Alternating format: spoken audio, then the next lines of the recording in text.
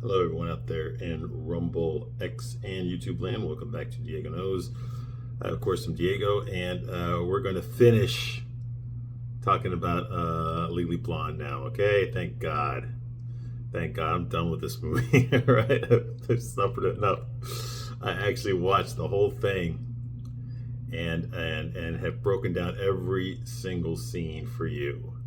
Okay, as I don't just tell you the movie sucks, I tell you why it sucks and the problem that I have with it. Okay, and maybe maybe it'll open your eyes a little bit.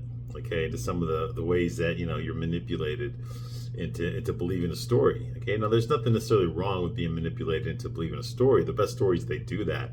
Okay, but you're not supposed to be able to see the strings being pulled. Okay, you're not supposed to be able to see that. Okay, you're supposed to have a suspension of disbelief. Okay, suspension of belief. Sorry. Okay, you're not supposed to see the man behind the curtain. Okay, you're not supposed to see them peeking out of the curtain and then sticking their head back in.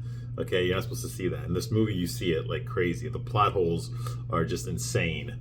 Okay, and not only is it not believable, okay, but it makes no sense. Okay, even if this really happened, there's too many circumstances that would never have allowed this to happen. Okay, the movie expects you just to be stupid and just go with it. Okay, with no explanations. For example, we got a side plot here with Paulette. Okay, the middle-aged, fat ass, unhealthy, low self-esteem woman that works at the nail salon, right, at the beauty salon. Okay, even though there's no beautiful woman there. Okay, she has the hots for the UPS guy, who's a good-looking guy, right? But she's too scared to talk to him. Okay, and she really says nothing to him at all. Okay, throughout the entire movie. But we know that she's got the hots for him and she wants to talk to him, but she's scared. She's afraid he won't find her attractive. Well, she's right about that. Okay, but in this movie, of course, he finds her attractive because, all sexy, good-looking UPS guys find middle-aged, fat-ass women who stuff their face and put their makeup on like Bozo the fucking clown attractive. Okay, so you just expect me to buy that. You see what I mean? It's not explained. I know why Paulette likes him. I don't know why he likes her. And I'm a guy, and I'm looking at Paulette too, okay? The way any guy would look at Paulette. And I'm still asking myself, why does he like her? Okay? I mean, what? What? Okay? You see a lot of this in guy movies, okay? Where the unattractive guy has a hot for the hot girl, okay? And he can't get her. He can't get her, but in the movie he can. Because it's a fucking bullshit movie, okay? But we know that, okay? We've all seen those movies, okay? Where you got the nerdy. I mean, Ben Stiller's made a whole career of those, okay? Playing the nerdy weasel guy, who gets the hot girl. I mean, it's a trope, okay? But the reason these movies are successful is because it's wish fulfillment, okay? It's wish fulfillment. It's not real. Okay, in real life, those guys don't get those girls, okay? And we know that because most guys are like that, and they don't get those girls. Okay, it's the high value guys that get those girls, all right, and it's true. Okay, and it's the same thing goes the other way around. Okay, a guy like this is not gonna want to be with Paulette. He's not. I'm sorry, he's not. Okay, but this movie just tells you that he is. Okay, and later on at the end of the movie, we see them together. They're together. They go together. Even though she broke his nose by accident, doing the bend and snap, which doesn't freaking work. A lot of you women think it works. It doesn't work, okay? Because it doesn't matter, okay, if you do the bend and snap or lie. If you're ugly, you're still fucking ugly. It doesn't matter if you do the bend and snap. Nobody wants to see your bend and snap if you're unattractive. Nobody wants to see that. I don't want to see it. Okay, other women don't want to see it. Nobody wants to see that, okay? just like the scene in the movie where they did the bend and snap. You know how it turned into some freaking Lady Gaga music video. You got some 300-pound land whale over here fucking doing aerobics and crap.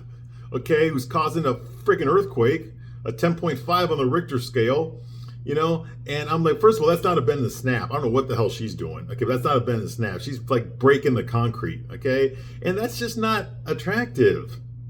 That's just dumb. That's just some body positive crap, no, women are not beautiful at any size. That's not true, and I think ladies, despite the fact that stupid things like Sex and the City tell you that, yes, it was in the movie where Carrie tells Samantha when she comes to visit, she's got a big gut now because she's been stuffing her fat ass. Tells her that women are beautiful at any size. No, they're not. No, because you know what happens when every woman is beautiful? You know what happens when every woman is beautiful? No one is. Okay, and that's the truth. Okay, So seriously, I know the movie's not going to tell you that. Okay, I know your dad's not going to tell you that. Your boyfriend's not going to tell you that. Your husband's not going to. I'm going to tell you that. I got nothing to gain by lying to you. Okay, that's what I do here. That's why I give you these videos. Okay, I mean, guys are watching these videos. They totally know. Okay, they're probably going to leave the room, lady. If your guys watching this, they're probably going to leave the room. Okay, because this is the shit that they don't want. They can't tell you. I don't care. Like I said, I'm not dating you. You ain't hurt me. You know? So, hell, even the girls I date watch my videos. So what? I don't care. What I say is true. Okay? You don't want to believe it, but it's true. Okay? Open your eyes. Open your eyes. Damn, I need some coffee. Okay. All right. I'm Diego. I'll give you a straight man's point of view. Let's finish this goddamn movie, all right? Okay, you already know what happened, okay? Everything, all know about Elle, how she, BS'd her way into Harvard. She's a girly girl. She's basically a drag queen played by a woman, okay? She wears Angora sweaters and pink pleather pants and, pink sunglasses. She has a pink Birkin bag and pink business suits, and she acts all like a Barbie doll, even though she doesn't look anywhere near Barbie. I'm sorry, Reese, you got nothing on Margot Robbie, okay? Nothing on Margot Robbie, okay? I'm sorry, I'll take Margot Robbie over Reese Witherspoon any day of the week, all right? And that's the reason women like Reese so much, is because she's not really that attractive, because she's not. She's average, a little bit above average maybe, okay? But, me personally as a guy, I can't get past those two big, bubonic plague things she has on her forehead. I can't get past that. She's got like an elbow for her chin. Her chin is like an elbow. Look at it. It's like, it's like you could punch holes in paper with that chin. And I'm sorry, to me, that's just not attractive. It's not. I don't care how much she smiles and her bubbly, sparkly, vivacious personality. It doesn't matter. It doesn't change the fact, okay, that she's as good looking as my asshole, okay? And I know maybe I'm being a little bit harsh there, because I would. I've said it already. I'd have sex with Reese Witherspoon. I would. If I was at a club, and I was hitting on girls, okay, and I got shot down by all of them, and the only one that accepted me was Reese, I would take Reese. I would do it. Yes, I would do it. Okay, I'm not gonna say I wouldn't. Okay, I would. Okay, but I want to say is that she wouldn't be my first choice. She wouldn't be my first choice. Okay. Anyway, and don't apologize for don't defend her. Okay, she's got a lot more money than you'll ever have. Okay, she's not suffering at all. All right, come on. All right, moving right along. So. Y'all know the story. She went to Harvard to win back her boyfriend, but now he's engaged to another girl who hates her, and they're all rich. These are all rich white people, okay? This is all rich white people, okay? It's very hard for me to feel sorry for anybody here, okay? Even Elle, okay, is from Bel Air, okay? So her family's super wealthy. I mean, her dad was the guy from the North and the South miniseries with Patrick Swayze. Okay, I recognize him right away. George Hazard from the North and the South. The miniseries back in the 80s, where Patrick Swayze played Ori Main. Okay, yeah, before Dirty Dancing, before all that crap, yeah. Anyway, I was around back then. I was a kid. Anyway, so, she's from a rich family in Bel Air. Okay, she even name drops the Coppolas. Francis Ford Coppola and his family. They live across the street from her, so it's not like she's ever really suffered. She's never wanted for anything. Okay, I'm sure her tuition, her college tuition, was paid for by her dad at UCLA, which is a fake university. But they did film those scenes at USC. I know. I'm very familiar with that campus because my brother graduated from there. Okay. So her getting into Harvard is not much of a stretch. I mean, it's easier. I mean, if you're from a poor family and you want to get into Harvard, you got to have the good grades. You have to get the grades, okay? But if you're from a rich family, a wealthy family, and you want to get to Harvard, it's not that difficult. Okay, I mean, as long as as long as your check doesn't bounce, and you've got a decent academic record, it doesn't matter. Okay, so if your family is well known, if they're socialites and they know the right people in academia, they go to the right parties and all that kind of stuff, all the liberal parties and stuff, and then you're shoot in. Okay. So I mean, look at the Kennedys. Okay, look at Ted Kennedy. I mean, that guy got into Harvard, and he got busted for paying someone to take his math exam. Okay, do you think a guy who had to do that? Do you think he had the grades to get into that? So, fuck no, he didn't. Okay, but he had the name, he had the money. That's what I'm talking about. All right, so it's not much of a stretch for her to get in there. But the way they show in this movie, she makes some stupid video of her in a bikini and because all the Harvard faculty are all hard up old men, who can't get laid and can't believe a girl showing her tits, and they all get immediate hard-ons, and decide to let her. This is stupid. It's just me saying that out loud is stupid. Everyone in this movie expects you to be fucking stupid. Every character in this movie does this. Every motherfucker in this movie does that. And it's I'm tired of it. I'm tired of it. Every once in a while, it's fine. But god damn it, man. Every other scene. Like that. Like, what the fuck? Who does that in real life? Over and over again. This is stupid. Anyway, so y'all know the story, okay? Of course, she wins the internship for Professor Callahan's law class. Okay, which means she's one of the 4 smartest kids in the class, even though she never had any interest until a few months ago to even pursue law as a career. Her degree is in fashion and merchandising. Okay, so she's there, and of course, her love interest is there too, but his girl. But anyway, it's all convoluted bullshit. Okay, they end up defending some fitness model influencer, okay, from killing her husband. Okay, she's 26, her husband's 60, but she didn't do it, and the only evidence she provides for being innocent of this crime is that she was in love with him because her husband because he had a big cock. I'm not making that up. They wrote this in the movie. That's the reason she never cheated on him. That's the reason she did not want him dead. That's the reason she loved him unconditionally, and she would never hurt him. It was because he had a big cock. Okay, and he's 60 years old, but he had a big cock. Okay, all right, right. Yeah, I'll buy it. But yet no one thinks about maybe pursuing another suspect that maybe someone else might have done it. I mean, just on the surface level alone, she's accused of killing her husband, right? The daughter caught her standing over her dead father's body with blood on her hands, but there was no gun.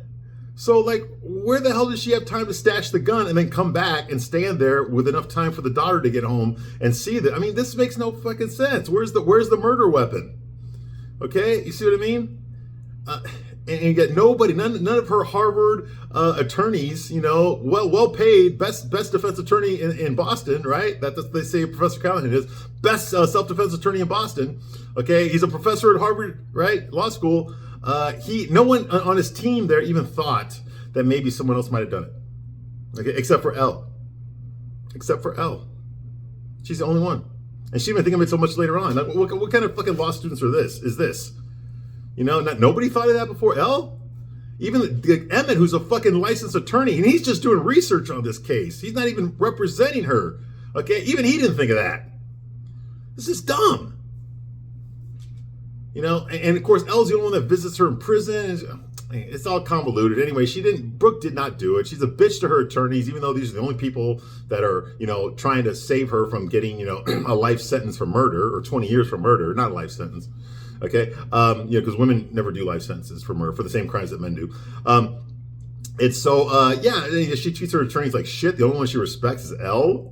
Because Elle's a girly girl and took one of her classes because she's a sorority sister, went to her university, so they already knew each other, kind of. She bought all her fitness videos. She actually went down 2 dress sizes when she watched her Buttbuster video. Get the fuck out of here with this noise. So that's going on here. Well, finally, Professor Callahan, he sexually harassed Elle, so now Elle decides to quit the legal teams, quit law school, go back to LA. Okay, because the only reason she got picked for the internship from Professor Callahan is because he wanted to fuck her. That's probably true. He definitely did not want to fuck Vivian because he just has Vivian carrying briefs and making coffee and stuff all the time.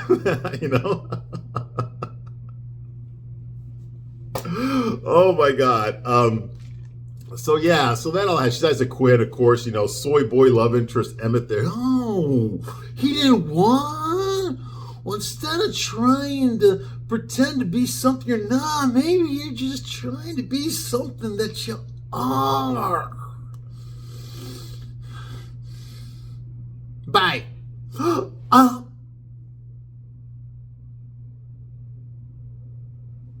Yeah, just like that. What the fuck, man? This is like some fucking bad gay porn. All right, anyway, so now we got the climax of the movie. Let's just get through this, okay? We got the climax of the movie. It's a courtroom scene, obviously, right? So you got hot-ass Ali Lauder, who plays, Brooke Taylor. She walks in there. She goes up to her defense table there, looks down at her attorney. Professor Callahan fires him in front of everybody, embarrasses him completely. You're fired. I'm replacing you with Elle. Elle makes her entrance in her pink outfit and stuff, and her pink Birkin bag. She's got her fucking toy dog in the bag. You know, she just walks in there, and of course, everyone in the courtroom is just like fucking that. Okay, and then of course even the judge, and then her fucking then Paulette shows up. Okay, with her stupid ass fucking makeup, unattractive. She got the UPS guy with him, and he's there with his fucking tape on his nose because she broke his nose. And they're sitting together, feeling each other up and stuff. It's just disgusting. And then, of course, her real legally blonde, dumbass sorority sisters who are blonde and also stupid as fuck. They showed up unannounced to surprise Elle for her. Oh my God, we're here to see you try. Oh my God, those great people over there. All that kind of shit. And they show up and sit down there and act like fucking idiots. Okay, and this is a murder trial, for Christ's sake. All right, and of course, you know, when Brooke fires Professor Callahan, she got that smug look on her face, like you are like so fucked now. Mm-hmm. You're fired. Mm-hmm. Okay. Well, Professor Callahan points out that Elle is not an attorney. Okay, she's still in law school. She has not graduated. So fucking what? She already pretended to be an attorney earlier in this movie, and if Harvard had found out about that, they would have kicked her out of law school because it's illegal to do that. But no one gives a shit about actual law school in this movie.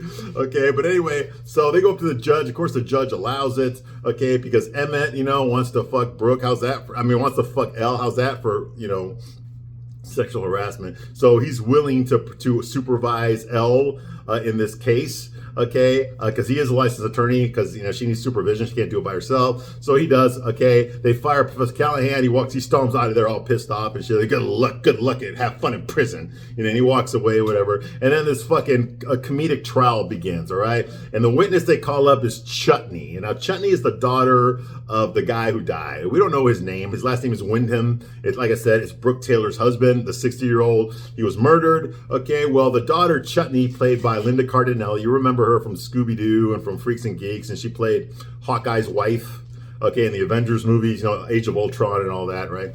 Endgame, that kind of thing. And the Hawkeye Disney Plus series, which I thought was okay, but it mostly sucked. Okay, so she's been around. She's on some fucking show with Christina Applegate. Who gives a fuck, right?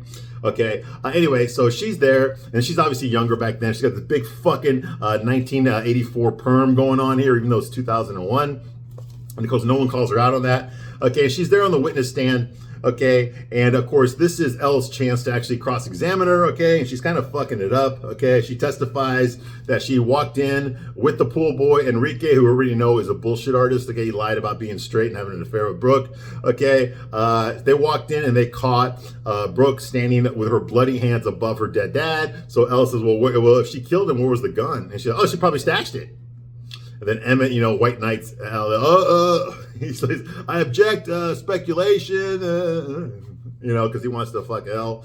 Okay, and so that's going on. So Elle, now there is one good thing about this scene. Elle starts to have a little lapse of confidence here, which I thought was kind of good. I'm glad they actually put that at the end. Okay, or at least they put it somewhere in the movie, because so far Elle's obstacles have not really been obstacles. Every challenge she's faced, she overcame it pretty fucking quickly. But here now she's actually doing a case.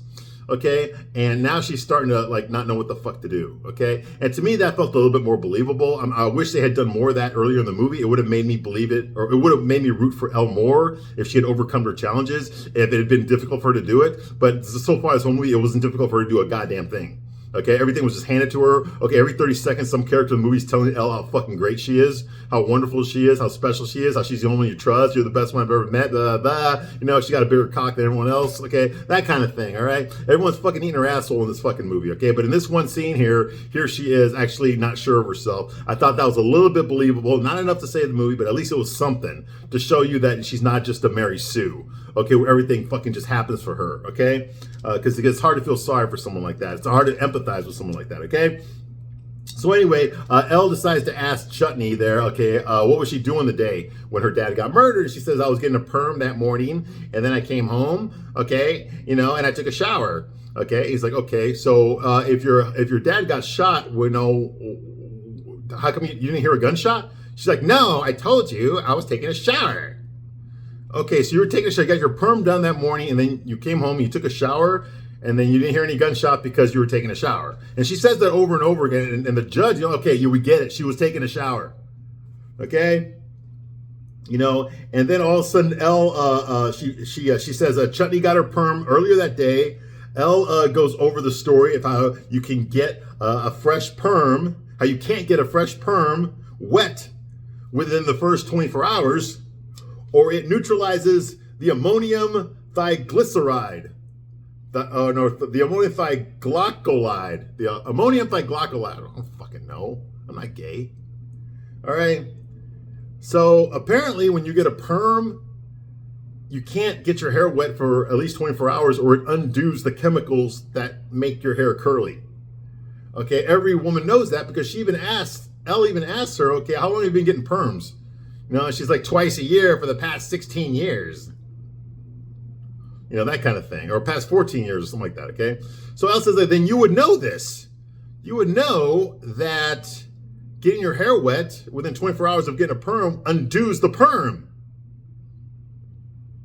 So, and since your perm is clearly intact right now, clearly you were not taking a shower at the time your father died. And now Chutney's fucking sweating bullets, right? It's a gotcha moment there, okay? Since her hair perm is still intact, she couldn't have been taking a shower, which means she would have heard the gunshot and would have caught Brooke with the gun, which she did not. Okay, so Chutney breaks down and she admits that she shot her dad. She's like, I didn't know. I didn't mean to shoot him. I thought it was her coming in the room. Okay, so just like that, she confesses to murder. She could have just pled the fifth, right? She could have just pled the fifth and they couldn't have prosecuted her for that. But like I said, it's not a real fucking courtroom. It's not a real case. This is bullshit. All right? Okay. So she was trying, she didn't like the fact that her stepmom was the same age as her. Okay? She didn't like that. All right. And of course, Chutney would have been a suspect. Okay. She's the only one that has something to gain. Okay. She inherits all of her dad's money if her dad dies. Okay. Because Brooke doesn't need the money because she was already rich. She didn't need his money. She just needed his big cock. That's why she married a fucking 60-year-old with a daughter her own age. Makes sense. Okay. So anyways, that's going on. Okay. And everyone, of course, let's do it together. Oh. Okay, in the fucking movie, okay, everyone's the oh my god moment, blah, blah, blah, okay? Now, I'm gonna raise the bullshit flag here, okay? Because this is fucking stupid as fuck. Okay, first of all, who's to fucking say, how many days have gone by since her dad died? It sounds to me like it's been at least a few weeks, okay? At least because, you need time to prepare your defense. So it could be a few months since her father was died, okay? And Brooke has been in jail this whole time. Who's to fucking say that perm that Chutney has right now is the same fucking perm? Okay? Who's to say Chutney didn't get her perm get another perm the day after her father died? How come no one questions that? This is all circumstantial. Who's to say the perm she has right now is the same perm she got the day her dad died? There's no way to fucking prove that. And yet nobody brings, these supposed to be fucking Harvard lawyers here, and nobody brings that up. Not even the prosecution. What the fuck? It's simple. It's what you say. Yeah, well, I was taking a shower and then I realized, oh my God, I just ruined my perm. So I had another perm done the next day. Boom. Reasonable doubt, right there. There's no fucking case. Yeah, nobody thought of that. It's the same thing with Enrique. When Emmett tricked Enrique into admitting that he fucked guys. That doesn't mean he wasn't fucking Brooke either. Being gay does not, or just because you're fucking fuck guys does not mean you've never fucked a woman. That doesn't mean shit.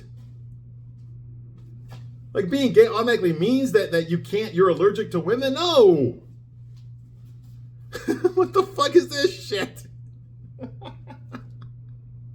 All Enrique had to say is, yeah, well, I'm bisexual. And that would have been it. That would have been it. So, fuck. Okay. Let's get through this. All right. So Brooke is freed now. She's acquitted. Okay. Because Chutney admitted to killing her dad. Okay. And even Brewster, the fucking toy dog that Elle has in her Birkin bag there, jumps out to celebrate. Everyone's fucking circle jerking each other, giving each other high fives, diddling their daddles and stuff, okay? And of course, the paparazzi are all there walking down the courthouse steps, fawning all over Elle. And then, of course, there's Brooke telling everyone that her lawyer, Elle, is brilliant. She's the hottest thing in the whole fucking world. Everyone's just eating out fucking Elle's asshole, okay? Warner, okay, her ex-boyfriend, the one that dumped her in the beginning of the movie, the one that Elle wanted to marry, okay, he actually pulls her to the side, okay, and compliments her and apologizes to her for breaking up with her and going to Harvard Law School and tells her that she is the girl for him. Now, of course, every one of these goddamn rom-com movies, they have to do this. They have to fucking, where the person that got their feelings from the beginning gets revenge on that person at the end, okay? Get the fuck out of here with that fucking noise, okay? If Warner was really what this movie told us he was in the beginning, okay, he would have been over this shit a long time ago. He would have contributed more to this fucking case because he actually wants to be a lawyer, unlike Elle, who didn't decide she wanted to be a lawyer until a few months ago, okay? He's actually, got into that school as well, okay? So, like, he got picked as well, okay? And the professor didn't want to fuck him. What I'm saying is he would have contributed a lot more than just being an asshole, okay? He contributed nothing to this case at all. He just stood there with his thumb up, sat there with his thumb up his ass the entire fucking trial. And you're going to tell me that a first-year law student who wants to be a fucking senator by 30, okay, who made it into Harvard, okay, who's smart enough to get in there, just fucking sat on his ass the whole time and let Elle do all the fucking work? Are you out of your fucking mind? No. So anyway, so he tells her, I want you back, blah, blah, blah. Bullshit. No. Realistically, just because Elle won this case, okay, a guy like Warner still would not want her back. He dumped her for a reason. He dumped her because he's embarrassed by her. He's embarrassed by her, not because of her fucking career aspirations don't align with his. Okay, that's bullshit, okay? That's what women look for in a man. That's not what men look for in a woman. A guy couldn't give two fucking shits what you do for a career. Okay? Do you look good? Are you good to me? What more do you fucking want? Are you faithful? Yeah. That's it. That's it. Doesn't matter if you got a fucking Harvard degree or if you fucking work at a goddamn dollar store. It doesn't fucking matter to us. So anyway, that's going on here. Of course, she shoots him down, blah, blah, blah. He calls her Pooh Bear, which is what he calls all the girls he's fucking, okay? He's like, I love you, Elle. No, you're not, dude. You're just playing with your pussy, and you want her to eat out your pussy, okay? Anyway, so Elle says, like, but if I'm going to be a law firm partner by 30, I need a boyfriend who's not a bonehead.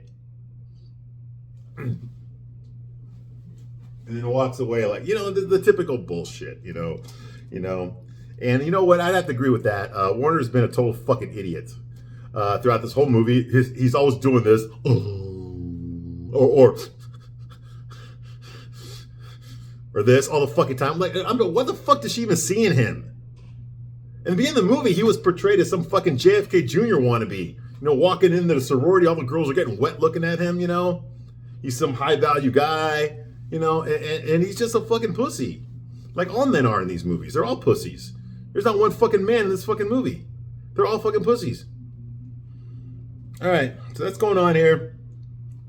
Elle graduates. The next scene, she graduates like 2 years later. Yeah, she graduated in like 2.5 years. She graduates 2 years later. Okay, it's the Harvard graduation, blah, blah, blah. Professor Stromwell presents Elle. Professor, that's that big, tall, lesbian woman, professor. You remember her? Okay, the one that told her, like, if you let some prick, ruin your career, then you're not the woman I thought you were. Okay, yeah, this is coming from the lesbo that's married to Sarah Paulson from American Horror Story. Okay, anyway, so of course she's up there, eating out fucking Elle's pussy on right there, literally, and I mean figuratively and probably literally too. And then she announces Elle. Elle comes up there to make her fucking speech. Apparently, Elle is the smartest law school student that ever fucking lived. Okay, which, like I said, is part of the course for this fucking movie. Okay, in the history of Harvard, she's the smartest one. Elle makes a speech about how she's the fucking smartest fucking law student that ever fucking lived. Okay, then she quotes Aristotle's law is free from passion, which was the quote that fucking Professor Stromwell put in her class earlier in the movie. And the whole time I'm looking at fucking Elle here in her fucking graduation cap and her hair and all that, and that fucking elbow she calls a chin, and those big fucking bulbs sticking out of her fucking graduation cap. I just can't help but thinking about how fucking ugly Reese Witherspoon is. I mean, she really is. She's a dog, man. I don't even want to. I would not wake up to that, man. Put some makeup on or something. I just, oh yeah. I don't want to wake up to that. No. Anyway, I can see why Ryan Phillippe cheated on her. Okay, anyway, so, she tells everyone, which is the moral of the movie, don't judge by first impressions. And, of course, she looks at Vivian when she says that. And Vivian's smiling at her because I guess they're lesbian lovers now. Okay, and then she says, have faith in people. And then she looks at Emmett, who's there at the graduation ceremony, all like, playing with his pussy and looking at her. I'm your boyfriend now, and I'm going to propose to you later. Just like that. Okay, like the soy boy fucking beta male pussy that he is. Okay, and then she says, have faith in yourself. Of course, what the fuck you been doing this whole movie is having faith in yourself. This whole movie is about you having faith in yourself and everyone else having faith in you. And everyone else telling you, eating out your fucking asshole and telling you how fucking great you are the entire fucking movie. And then she's like, we did it! Ah! Why do I have a feeling that they didn't really do it? Like Elle's the only one that did it in this movie. No one else did. Why do I get that feeling? And of course, standing ovation to congratulate Elle on how fucking fabulous she is and shit, just like it's been going on the whole fucking movie. Okay, then we find out in the end credits there, in the text there, that Vivian dumped Warner. Of course she did. Because Vivian's a feminist girl power and Warner's just a fucking piece of shit, misogynistic, dumbass soy boy. Okay? Yeah, of course she dumped him. Okay? They don't want guys like that to get any pussy. All right? And the movie doesn't. Okay? Feminists don't. Lesbians don't. Okay? Because lesbians know that their beautiful girlfriends usually dump them for guys like that, Or 60-year-old men with big cocks that are rich. Okay, Warner graduated with no honors because Elle actually got job offers right before graduation. Okay, but Warner graduated with no job offers. Oh, I guess he's gonna have to go back to his fucking $1 billion home in the Hamptons, with his tail between his legs, right? I really feel sorry for that guy, okay? With no honors, no job offers, okay? Well, like I said, he doesn't fucking need it. He comes from a super wealthy family. His sister-in-law is one of the Vanderbilts, okay? Okay, so he's fucking partying with fucking, what's his name? That asshole from CNN, I know he's a Vanderbilt too. I'm talking about, the gay guy with the white hair. Oh, anyway, I can't think of him right now. You know what I'm talking about. Nobody watches him either. Anyway, so Paulette and the UPS guy are also there at the graduation, and Paulette's pregnant, despite the fact that she's like, 48 fucking years old, and apparently she had a daughter, and they named their daughter Elle. Why the fuck would you fuck this girl and get her pregnant? Like I said, I have no idea. It's never explained what the UPS guy sees in her, in Paulette, and why he fell for her. It's never explained, okay? So that's going on. We find out that Emmett quit working for Professor Callahan, okay, and he started his own law firm. Of course he did, okay. He opened up his own practice, okay, and he is now Elle's official boyfriend, and later on tonight, he is going to propose marriage to her, okay, and of course he does that off camera. We don't see that, okay, and then we hear some dumbass fucking girly fucking self-esteem song. I know, it's hard to keep on track of all of them, right? Where are all the male self-esteem songs? Yeah, there's fucking none. There still isn't. It's 23 years later. Okay, so we're hearing another fucking pop song, girl self-esteem fucking bullshit song, I'm beautiful, and no matter what their words can bring me down, no. Yeah, that kind of fucking shit. This time it's Perfect Day, a song by some fucking I don't give a shit band called Hoku, whoever the fuck that is. Okay, and that's the end of the fucking movie, and good fucking riddance. Okay. Now, if after all this time you still do not understand why I don't fucking like this movie, I don't know what else to tell you. Okay, this movie is crap. Okay, I've already told you all why it's crap, why it's not believable.